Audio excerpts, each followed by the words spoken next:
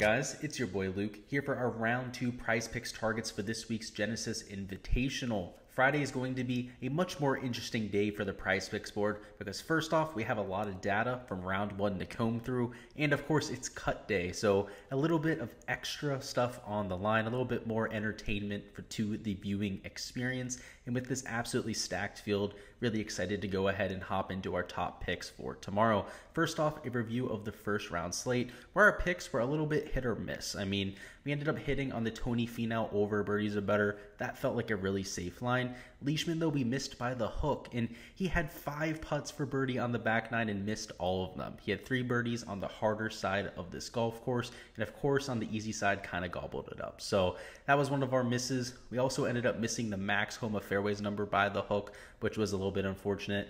The Scotty Scheffler under and fairways was one of our more comfortable bets for the week, but we didn't get a 4-4 or 5 of 5. It was one of those tough days you're going to have from time to time, but we're looking to rebound in with more data on hand, obviously a little bit more of a predictable board because we were able to see how it played in round 1. I'm expecting us to have a little bit more success in that matter. So with that being said, let's go ahead and hop right into our preview for this second round. First off, with a review of the round 1 stats. All right, guys, on the screen, you can see the data golf page, and this is where we're going to go through some of the stats for round 1. First off with the scoring average, where you can see in the morning, it played slightly easier than the afternoon. In the morning, we had a scoring average of 0.3 of a shot under par. In the afternoon, that was 0.2 of a shot over par. So that was half a shot difference. A lot of that comes down to the greens. Of course, as more and more of the moisture that is there in the morning in terms of dew burns off, is evaporated throughout the day, these greens run faster, they become more difficult, and your misses have a little bit more of a penalty to them. So that's what we saw throughout the day. Some of the more gettable holes got a little bit more difficult, and of course some of the more difficult holes became even more of brutes. There was a few exceptions, of course, like number 8. You can also see over here number 16 also played slightly easier in the afternoon, but a lot of that can come down to variance, right? Just an extra birdie or two can really sway the numbers from round to round. And we did see a pretty clear trend from the morning to afternoon, and this scoring average of 0.2 over par was much closer to what we see historically in terms of Riviera Country Club. Last year, over the 4-round sample size, we had a scoring average of 0.27 shots over par, and that was for the 4 rounds. Of course, that same year, the course did get more difficult as the year went on, or as the week went on, as typically happens at Riviera. This is a golf course where if you don't put a lot of water on it, it will dry out throughout the week, which is exactly what this tournament staff is hoping for. They're hoping for a really tough test on the weekend, a winning score close to 12, maybe 15 under par at the very most, and that's how they go ahead and accomplish that. For prize picks, what does all of this mean? In terms of the scoring average, I expect it to be right around a 71, maybe 71.5, which means we probably want to be targeting some of the overs, particularly for some of the lower tier players in the field. But for some of the better players in the field, you can still take the under. I mean, we saw plenty of solid rounds out there today, whether it was a Jordan Spieth at 5 under par, Joaquin Niemann at 8 under par. If you have your best stuff, you can certainly take this place low. So when we get into the board here in a second, you'll see I'm taking a lot of the strokes picks for today because of that reason. The best players here are going to be able to score, but if you don't have your game, you're likely shooting well over par, which is going to add polarization. Essentially, the guys that play well are going to have those low scores, and the guys that play really bad are going to be well over par, which for that strokes category is exactly what we're looking for, right? We don't want a lot of guys that are shooting right near their projection, because that's when you end up having pushes, you end up missing by the hook, that type of thing.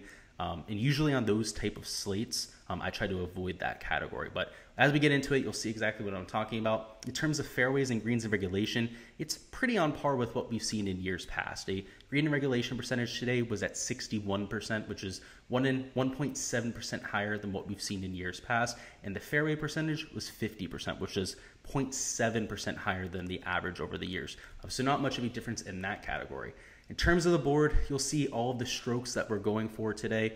We're taking the under on DJ, Tony Finau, and Ricky Fowler, and we'll be taking the overs on Matt Kuchar and Patrick Reed. But let's go ahead and go through them one at a time. First off with the DJ at 69.5 strokes, which seems like easy money here on this board. I mean, he had a bad day 1, but it was almost entirely because of one hole. On hole number 10, he ended up getting a little bit unlucky with his tee shot, ended up trickling into a bunker, which led to a really bad second shot that also went into a bunker, but this time it was against a lip. It was also plugged, so much so that he had to hit lefty in the bunker and just chip it back into the bunker.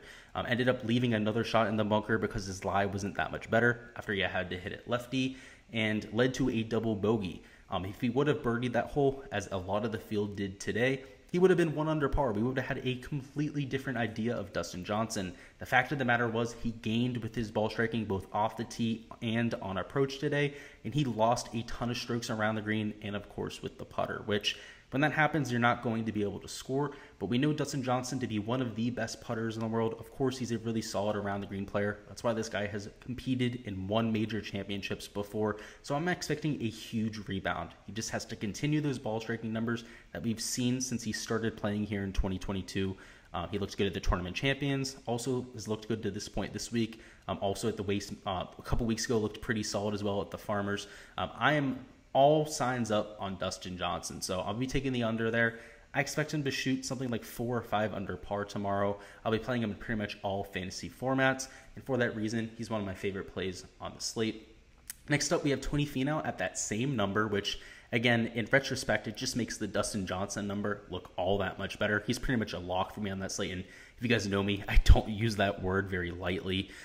Tony Finau at 69.5 strokes is also somebody that I like. In terms of his play, he's a perfect course fit here. He's long off the tee. He's a well-rounded player that can get up and down when he needs to. The only part of his game that he struggles with can be the putter from time to time. And the beauty with Tony Finau at this golf course specifically, where you have POA Anua greens, that's the grass type that you have over here on the West Coast, that's the only surface that he gains strokes on for his career. So if you take a look at all the different grass types on the PGA Tour, if you're not really into that type of analysis, they break it down by the type of grass.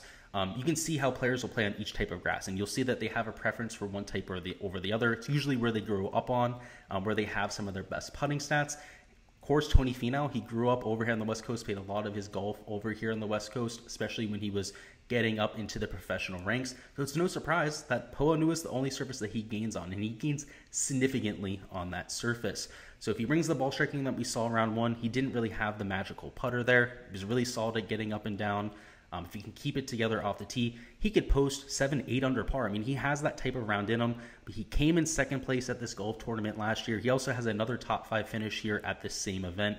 Great vibes, great course history. Had a really solid round 1, shot 2 under par, which would have also hit the under for Tony Finau. That would have been a 69. I like his chances to go ahead and repeat that performance. Next up, we're going to be talking about our last under, and that is going to be Rickie Fowler down here at 71.5. And yes, this is a par 71, which means if he shoots even par tomorrow, just even par for Rickie Fowler, he will end up hitting the under, which is why we're taking this pick here. It's pretty much a slam dunk. Rickie Fowler is not only somebody who had a decent round 1, he shot even par, which would have hit the under here. He's somebody that with course fit is perfect. He's great at getting up and down. He's relatively long off the tee, but isn't very accurate. If there's a golf course where you can get away with being extremely inaccurate, it's here at Riviera Country Club. The rough here is pretty much non-existent. You're looking at less than 1/10 of a stroke penalty every time you hit it into the rough. Whereas at other golf courses, it's close to a third or even half a stroke per shot. Or at Winged Foot, where it's almost a whole shot per shot. That's how hard the rough there was up there at the US Open. Either way, though, this golf course is perfectly suited for him. Today, when he had to get up and down, he didn't particularly have his best stuff. He got up and down almost every single time. He was routinely hitting chip shots to 2 or 3 feet. He has shown over the years an affinity for hitting chip shots off this Kikuyu grass, which, again, if you guys aren't familiar with Kikuyu grass, that's what we have on the fairways and the rough here. It tends to kind of tee your ball up. So that's why I say the rough is almost non-existent, because you don't really get bad lies in Kikuyu grass unless it's 4 to 5 inches. And in the fairway, it's like hitting off of a mat. It's like if you're at a simulator hitting off of it, it's impossible to chunk the ball. You can apply a lot of spin to it, particularly with some of your wedges if you've hit them off of that type of a surface. And that is his forte, something that he's great at, applying spin to chip shots, using that quote-unquote sauce that a lot of players have. So I like the course fit. I like the fact that he would have hit the under in round 1. And for him to make the cut, he might have to shoot under par, right? The cut line as of right now is even par, but it could very well move to 1 under par. And he'll have incentive to have a good round for us, as of course we hope that he has in the betting market, which I like when those two interests align. And now lastly, for the overs, of course, because we want to make this a 12.5x parlay, we are going to be mixing in 2 overs to make that happen. Just to show you what happens if we change one of these to an under, and unfortunately lowers our payout to 10x. And of course, if we take all unders, that would lower our payout to 8x. So while these aren't my most confident plays on the board, I still have them at higher than a 50% chance of hitting. And the fact that it makes us go to this 12.5x value is kind of why we're trying to force them in here. So first off, it's the Max Kuchar at 70.5. He's somebody who's a below average player in this field. You can argue that on a multitude of different characterizations. I mean, whether it's pedigree, whether it's recent form, course fit, course history, he's well below average to this field in every category. So if he were to shoot average tomorrow, he'd probably be right around a 70.5. Because he's a below average player, I expect him to shoot even par or worse tomorrow, which would have him for the over. So I don't love the play just because overs never really feel nice. Of course, that's why people are always trying to take the unders for strokes, the overs for things like fairways and greens. But per the numbers, this is the plus EV play. And of course, it gets us over there to that 12.5x multiplier. But lastly, we also have Patrick Reed, who, guys, this number is a trap at 71.5. People are going to start slamming the under. They're going to think that this number's too high, blah, blah, blah, blah, blah. First off, look at his stats from round 1. He was complete dog shit. He's been dog shit for quite some time now. Ever since he switched to the PXG clubs, the guy can't hit a ball straight for his life. This isn't a golf course where he's been particularly successful at in the past. From a course fit perspective, I guess it makes sense, right? He's not very accurate off the tee, so he gets a little bit of the benefit of the doubt, kind of like a Ricky Fowler in that department. He's also really solid around the green. The issue is the irons, right? Ricky Fowler's at least been somewhat serviceable in that department, right? He missed his fair amount of greens today, but everyone did. Patrick Reed hardly put himself in scoring position at all today. All of his birdies were like 30, 40-foot putts. So I definitely expect him to hit the over. I believe he shot 3 or 4 over par today, which clearly would have been over for this number. But all he has to do today, or tomorrow, I guess, is when you guys are going to be watching this video, is shoot over par. And that is what I expect to see from a Patrick Reed. So this feels like a little bit of a trap line. I mean, you'll see that from time to time from sportsbooks. So, of course, hear from somebody like DraftKings. Not DraftKings, Prize Picks, is they put a line out there that they want you to hit, right? And everything's telling you, like, oh, Patrick Reed, you got to take the under there. The metrics, what we saw in round 1, right, it's the over is probably a little bit more likely. So that's why we're taking that there. We have it at 12.5x value. I'm taking all of these together.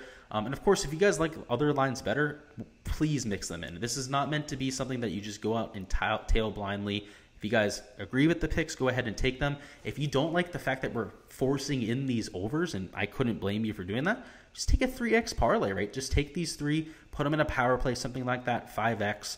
This is probably how I would arrange this type of card and blast it out that way. Even if you want to do a flex play, I mean, the payouts are much less. This is going to be a very consistent type of card where you're looking at much higher returns.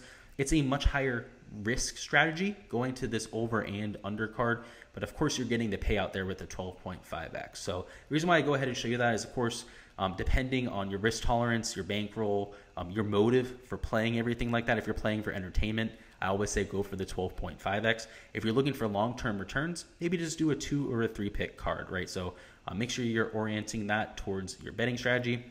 I'm going to go ahead and show you guys a few other lines that I had my eyes on. First and foremost, the birdies are better for Jon Rahm at 4. That seems like a misprice to me.